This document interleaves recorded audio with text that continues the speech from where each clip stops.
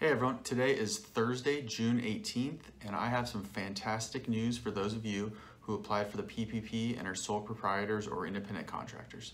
So previously, a lot of you were very worried about getting your entire loan forgiven because what they did was they took your monthly payroll and then they times that by 2.5. Yet they capped you at 2 months of payroll. So a lot of you had some extra money. A lot of you don't have rent, a lot of you don't have utilities, and you're wondering, how am I going to get this forgiven? I don't want to have a loan after this. Well, luckily, when they changed the period to 24 weeks, what they did is they actually changed the amount that you can max out on payroll as well. So previously, the maximum amount was $15,385 that you could include with payroll costs. They changed that number to $20,833. Why that is important is those of you that make $100,000, which is the cap, if you take $100,000, you divide it by 12, that gives you your monthly amount.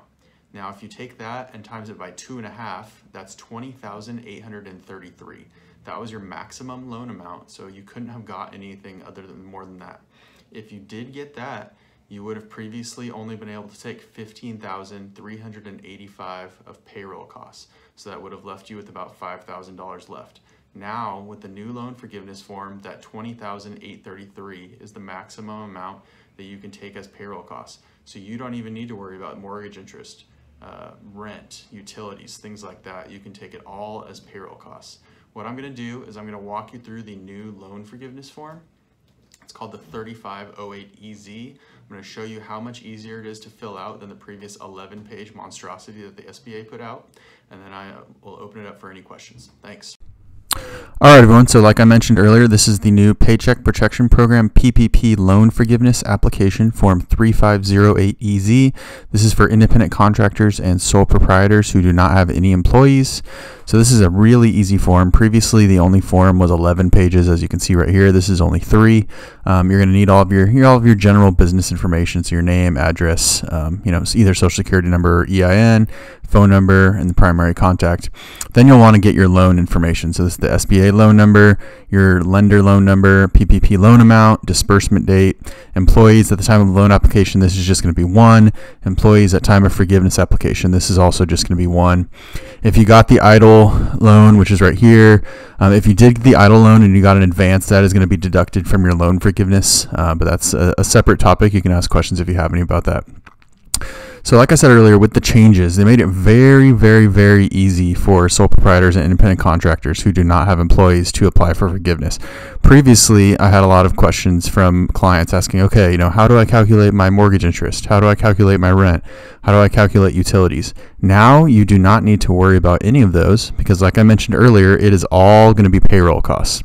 So that's just going to go in this line right here.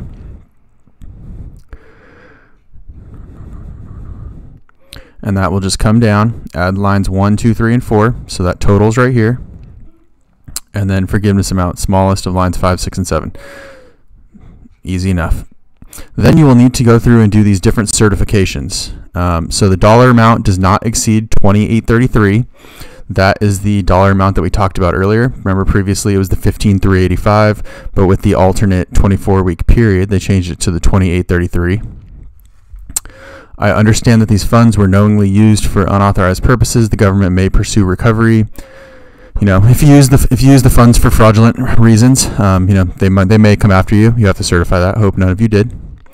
The borrower did not reduce salaries or hourly wages by 25%. Considering that you are a sole proprietor or an independent contractor and you paid yourself for the PPP, I think you can certify that you did not drop your own pay by 25%. The borrower has accurately verified the payments for the eligible payroll costs. That's easy enough. Just give them documentation showing that you paid yourself. I have submitted to the lender the required documentation verifying payroll costs. Once again, just give them the documentation showing that you paid yourself.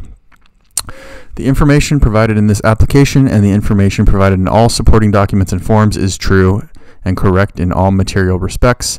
That's self-explanatory, so you're not giving your lender any false information. The tax documents I have submitted to the lender are consistent with those the borrower has submitted will submit to the IRS. So what they're saying is that you did not give information to your lender that you're not going to then use for your tax return. I understand, acknowledge, and agree that SBA may request additional information for the purposes of evaluating the borrower's eligibility for the loan forgiveness. So I'm not sure exactly what they're going to want on this, especially for you guys, since it's going to be so easy to prove that you paid yourself. We'll see if any of you get questions on that, but I really doubt it. So I would just certify it. And then you have to certify at least one of the following two items. The borrower did not reduce the number of employees or the average hours of employees between January 1st, 2020 and the end of the covered period. That's an easy certification for you because you are the only, quote unquote, employee of your independent contractor or sole proprietor. So I would just certify that one. The business operator was unable to operate between February 15th and the end of the covered period. I wouldn't even mess with this one, just certify the first one. You'll sign it, date it, print your name. And then this is just giving a lot of instructions. They want to know if you're a veteran, those type of things. They want to know your gender. They want to know your race. They want to know your ethnicity. So like I said, this 3-page application is much, much, much easier than the previous 11-page one. And once again, this is the Form 3508 Easy.